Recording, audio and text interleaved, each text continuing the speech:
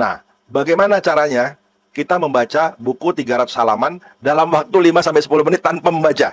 Ya, ini satu pengalaman yang menurut saya sangat luar biasa ini. Saya kan suka membaca iklan-iklan yang ada di FB Ads. Lalu ada iklan seperti ini. Coba Anda baca. Buku terbaru dari Rex Marindo, 55 cara menciptakan ide kreatif dan inovatif dalam bisnis. Harga normal 150.000. Menurut Anda perlu nggak baca buku ini? Kalau saya perlu, ya. Apalagi buku ini tidak dijual di toko buku, dijualnya melalui FB Ads. Terus saya tertarik untuk membaca buku ini, gitu ya. Harga 150, sempat juga mempertimbangkan 10 kali untuk membeli buku ini ya. Beli enggak, beli enggak, beli enggak. Idenya sih bagus nih, gitu ya. Apalagi dia membuat seperti ini.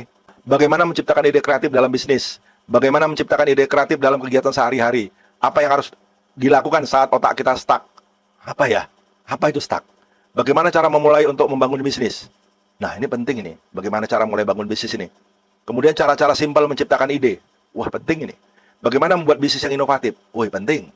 Rahasia tidak terduga di balik bisnis kreatif. Wah, mau juga dibaca ini deh. Ya. Gimana rahasianya itu? Kemudian, apa yang harus dilakukan untuk memulai bisnis di zaman sekarang? Penting juga ini. Ya. Apalagi nanti menghadapi industri 4.0. Poin-poin pengalaman praktisi bisnis kuliner sukses. Trik gitu sederhana yang dapat membantu menciptakan ide bisnis. Saya pikir ini buku kalau sudah dijual di FB pasti adalah buku bagus. Ya, bukan buku sembarangan karena dia tidak dijual di toko-toko buku. Saya ingin beli. Tapi mahal juga nih, 150.000, ya. Duit lagi gak ada. Gimana caranya? Nah, saya buka lagi FB-nya itu, ke bawah lagi. Saya temukan seperti ini. Langsung saya tidak jadi membeli buku ini.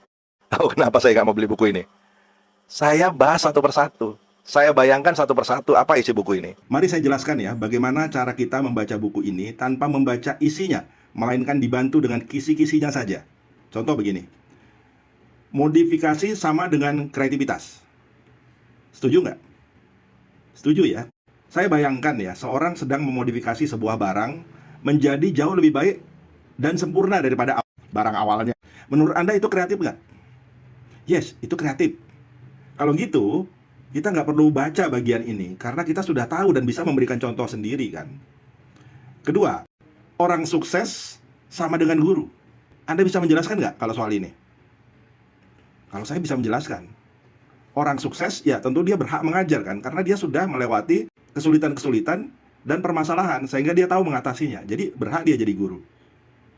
Itu yang selalu dikatakan oleh Tung Dasamoringin. Kalau Anda mau jadi kaya, Anda harus belajar dari orang kaya, katanya begitu kan.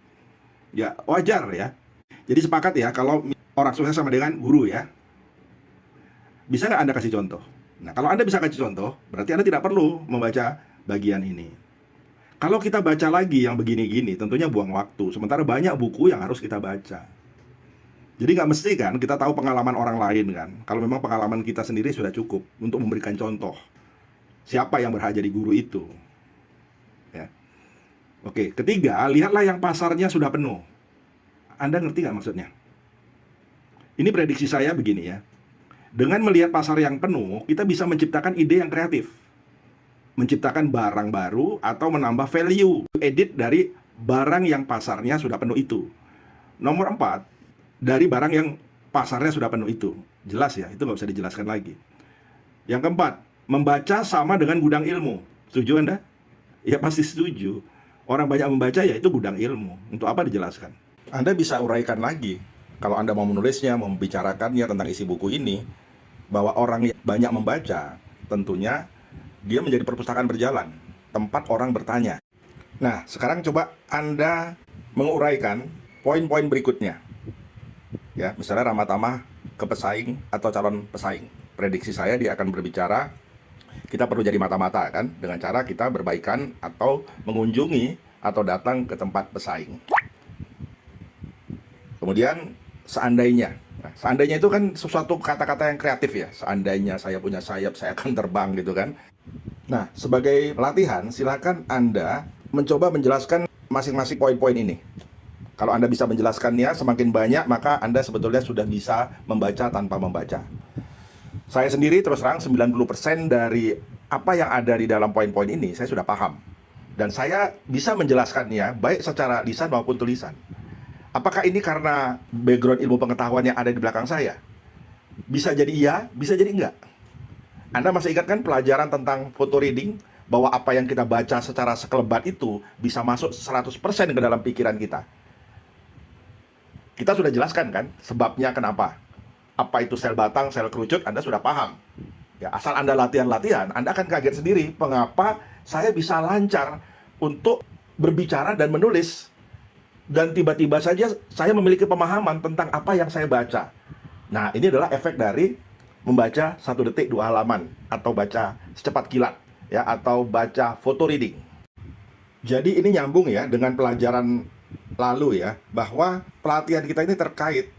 Anda akan sulit membaca tanpa membaca ini kalau Anda tidak mencoba latihan skipping, dan juga Anda tidak mencoba latihan photo reading. Ini semua terkait. Jadi semua pelajaran harus Anda pelajari. Nah, pelatihan SSRA, Super Speed Reading Alpha Theta, tidak bisa dipelajari secara melompat. Jadi harus sistematis ya. Anda harus mulai dari awal sampai akhir. Seperti balap sepeda motor. Ya, Anda tidak bisa langsung tiba-tiba ke tengah. Dan Anda harus berangkat bersama-sama. Dan tidak ada etape yang bisa Anda lewati. Paham ya sekarang ya, kenapa pelajaran kita disusun secara sistematis dan secara lengkap. Dan tidak boleh ada yang tertinggal.